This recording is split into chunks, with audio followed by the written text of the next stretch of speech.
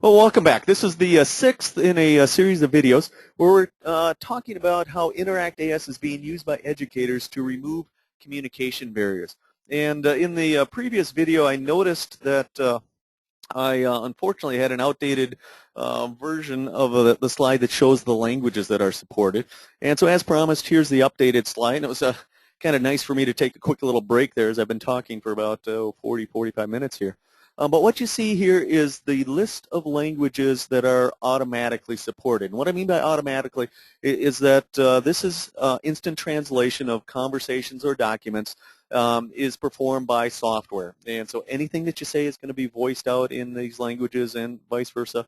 Anything that you type or write is going to be instantly translated, documents, any sort of the above. And so removing the language barrier. And in addition to that, as I mentioned in the previous video clip, we also have 180 languages, a little over that, that are supported by live professional interpreters. And so if there's a language that you need that isn't on this list, click that button. You'll be connected to a live interpreter. And so, for example, Hmong or Somali, and you'll be able to still remove that language barrier, in this case, indeed using the human in the loop. But again, no advanced planning required, no 2-hour minimum, anything like that. Just click on the button and you're connected. So let's move forward to this particular section. And what we're talking about here is language learning. And so as I've alluded to a little bit in previous videos, using the old approach of language learning, at least software-based language learning, for example, Rosetta Stone or Transparent Language, something like that, you're basically learning vocabulary in a fixed and rigid sequence that some committee somewhere has decided is appropriate for absolutely everybody to learn. And the issue here is that what I need to learn for language, what I would want to learn for vocabulary, is probably different than somebody else. Living up here in Minnesota, I want terms like snow and hockey and Minnesota Vikings, that kind of thing. For somebody living, let's say, down in Miami, you have a whole different set of vocabulary. Just geographic things, acronyms, all the above. So instead of learning vocabulary where the idea is one size fits all, one program works for everybody, wouldn't it be great if instead of that there was an approach where you would learn the vocabulary that you are using? And so with Interact AS, literally anything that you say, you see that instant translation. So if I am a English language learner and my native language is, let's say, Spanish, and I want to see the translation of a given phrase that I am going to say. Again, I'm up here in Minnesota, so I could say something like, it's really cold outside, but I'm still going to go play hockey in the outdoor rink. And so those terms, hockey and outdoor rink, you're probably going to be chapter 8 or so in Rosetta Stone before you get to that.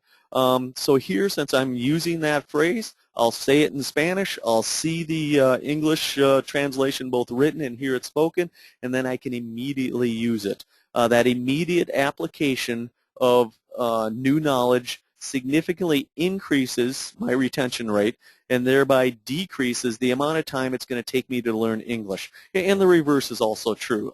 If I'm a native English speaker that's learning a foreign language, I will be able to do that at a much better rate. So let's go ahead and show some examples of that. Let's see, while I was taking my quick little break there, I loaded, in this case, a Chinese module, and specifically in this case, Mandarin. So the pronunciation is Mandarin. The display is simplified Chinese text. And I can go ahead and say something. Let's see. Next week, I'm heading to Orlando, and I'm going to visit Disney World. And so here is the phrase that I just said when I turned my microphone on and off. And now if I want to hear that in pronounced in Mandarin, I'll go ahead and click the translate button. 下星期我就要奥兰多和我去迪士尼乐园。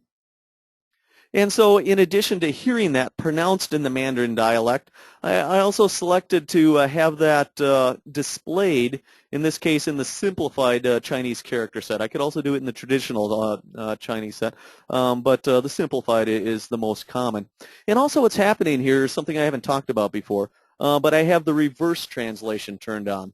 So what we're doing is we're taking this original English sentence, translating this, in this case, into Chinese, and then we're taking that Chinese phrase and translating it back into English. And so it gives you kind of a confidence that, hey, the translations are probably pretty good. And so again, this is just another feature that's built into that. So again, with this capability, now I am able to, in this case, accelerate my ability to learn Chinese. And likewise, if I were a individual that is learning English, I could do the exact same process. I'm going to load French here, and the reason for doing that is a while back we got contacted by a television show that's produced by the BBC over in the United Kingdom. The television show is called The Gadget Show. And so we sent some software over to The Gadget Show, and they did their review and came out with their television broadcast.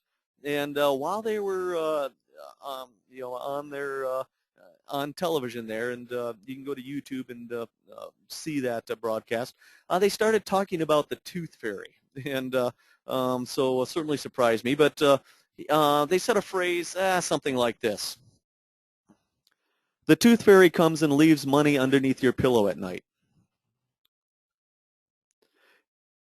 La petite souris vient et part de l'argent au-dessous de votre oreiller la nuit. And so let's take a look at the bottom here. And I'm going to make this a little bit bigger. There we go, and make the text bigger. No, that didn't really work. We'll go back to small size. So what you have down here at the bottom, I hope you can read that, is the original English phrase, the tooth fairy, and et cetera, et cetera. And if you know French at all, what you see translated here is the tooth fairy gets translated as the little mouse. And they were very impressed by that on the Gadget Show, and I'm very impressed too by that, actually, because in France, well, in America, what we have is the tooth fairy that comes flying down and takes the tooth and leaves money underneath the pillow. In France, what you have is the little mouse that does that. So the little mouse comes and takes the tooth and leaves money behind, and takes the tooth off with him. And so not only are we going beyond word-for-word translation and beyond context, but we're also applying cultural sensitivities to the appropriate translation. So in this case, culturally, it's correct to translate the tooth fairy as the little mouse in French. And so I like that. So this is just another example of using the software in order to accelerate the learning process for learning a foreign language, or likewise, probably more important, the ability to rapidly learn English. And so again, just a brand new approach to language learning. So let's close off this video, and we'll jump into the next one.